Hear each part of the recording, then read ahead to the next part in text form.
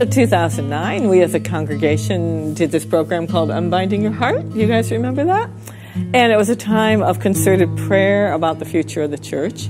And Anne was one of our deacons, and as someone said, a real lover of God. And she came to me, I think she called me up on the phone and said, Susan, Jesus has been showing up in my dreams. She had a dream one night, and she heard God tell her, feed my children. And she decided that she would start a dinner that would feed some of God's children here in Stow and around. And of course, she was head cook in Neshoba Regional High School, so she knew how to do this. And she said, if I get permission, from the deacons and executive, I'll take charge. I'll make this happen. She put out her sheets for volunteers to cook, to serve, to bring in food. And together we had Anne's dinner. It is called Anne's dinner because after she passed, we decided that these dinners should continue.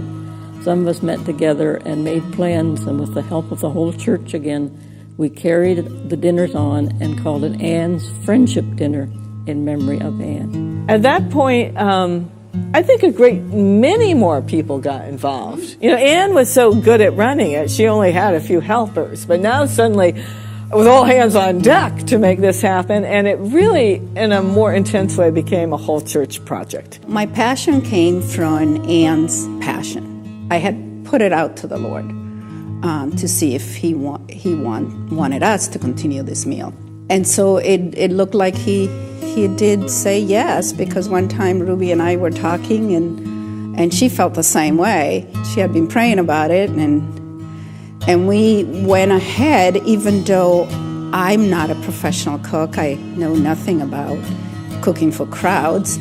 I just said, Lord, if this is yours, then you're going to have to supply whatever my needs will be. And so far he has, I don't know how, but every third Friday of the month is a miracle.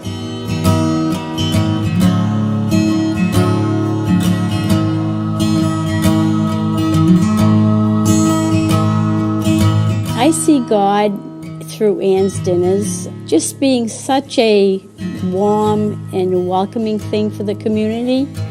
To see the people come in every week, the same people, and it's almost like you get to know them personally. And there are people that come to our dinner that I believe probably really need the dinner, but just as many come to just add to the friendship, to the conversation. What I like about Anne's dinner, too, is that it's a community event in every sense. They feel in love and community, so they come here and have a great time. And we all try to make sure that at least the main meal, it's very delicious.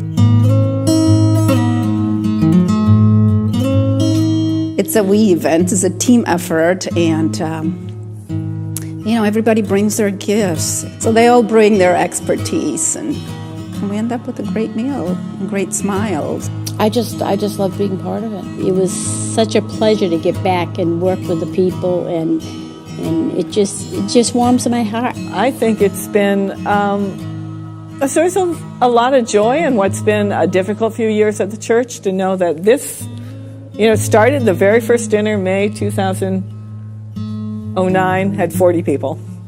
And now there's consistently, 80, sometimes more. So it's been a source of real pleasure, I think, for us. We feel that this is a way of reaching others in our community, that our church is a place to come, be welcome, spend time with your friends, and go home knowing you are loved.